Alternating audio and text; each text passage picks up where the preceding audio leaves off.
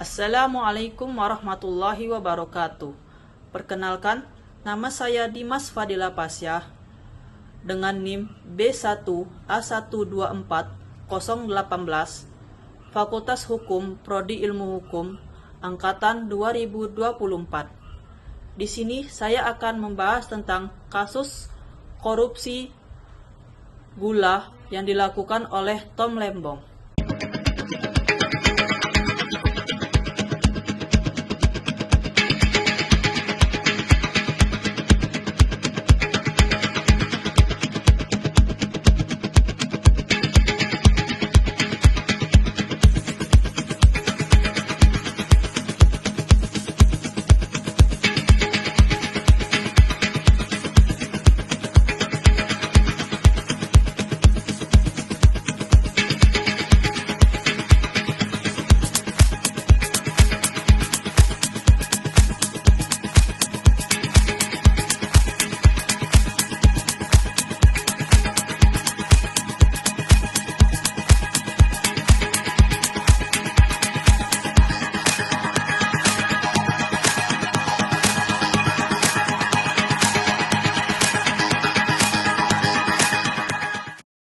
Nah, barusan adalah video penangkapan Tom Lembong.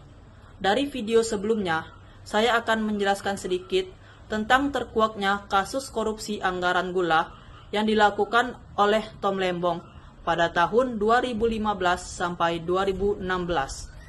Sebelumnya, saya akan menjelaskan sedikit latar belakang beliau sampai ditunjuknya dia menjadi Menteri Perdagangan.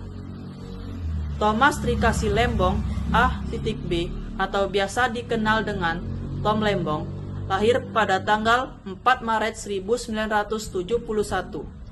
Beliau adalah seorang politikus, bankir, dan ekonom Indonesia sejak 27 Juli 2016 hingga 23 Oktober 2019.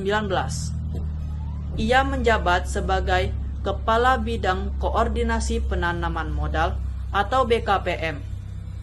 Ia sebelumnya menjabat sebagai Menteri Perdagangan Indonesia yang ditunjuk oleh Joko Widodo pada periodenya yang pertama dari tanggal 12 Agustus 2015 hingga 27 Juli 2016.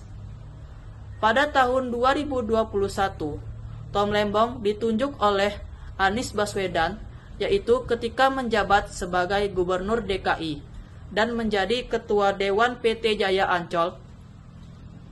Kejaksaan Agung menetapkan Tom Lembong sebagai tersangka kasus dengan dugaan korupsi impor gula sebesar 400 miliar pada saat dia menjabat sebagai Mendak pada tahun 2015 sampai 2016 lalu. Tom Lembong diduga memberikan izin impor gula kristal mentah sebesar 105.000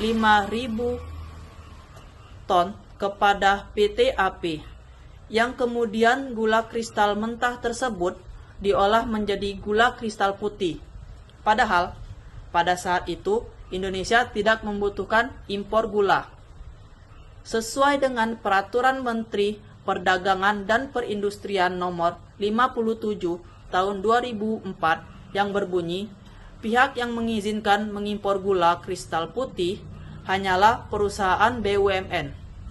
Padahal perusahaan PT AP yang ditunjuk Tom Lembong itu bukan perusahaan BUMN, tetapi perusahaan swasta. Kejaksaan juga menerapkan inisial CS, Direktur Pengembangan Bisnis PT Perusahaan Perdagangan Indonesia, sebagai tersangka, karena CS diduga memerintahkan bawahannya menemui 8 perusahaan swasta yang mengelola gula kristal mentah menjadi gula kristal putih. PPI kemudian membeli gula dari perusahaan yang hanya memiliki izin pengelolaan gula rafinasi itu. PT PPI mendapat fee atau upah dari 8 perusahaan yang mengimpor dan mengelola gula tadi sebesar 105 per kilogram. Dalam kasus Tom Lembong, PT PPI mengajukan permohonan kepada pengadilan untuk memerintahkan perusahaan-perusahaan yang mengimpor dan mengelola gula untuk membayar upah kepada pekerja mereka. PT PPI mengklaim bahwa perusahaan-perusahaan tersebut telah melanggar perjanjian kerja dan hukum ketenagakerjaan dengan tidak membayar upah kepada mereka. Pengadilan memerintahkan perusahaan-perusahaan tersebut membayar upah kepada mereka. Pengadilan memerintahkan perusahaan-perusahaan tersebut untuk membayar upah kepada pekerjaan mereka sesuai dengan perjanjian kerja dan hukum ketenagakerjaan yang berlaku. Dari dugaan korupsi ini, negara diperkirakan mengalami kerugian lebih dari 400 miliar atas perbuatan Tom Lembong. Beliau terancam jeratan pasal 2 ayat 1 atau pasal 3 Undang-Undang Tipikor Tindak Pidana Korupsi dan pasal 55 ayat 1 KUHP. Mungkin itu saja yang dapat saya sampaikan mengenai kasus Tom Lembong. Mohon maaf apabila ada kesalahan dan kekurangan kata. Saya akhiri dengan wabillahi taufik wal hidayah.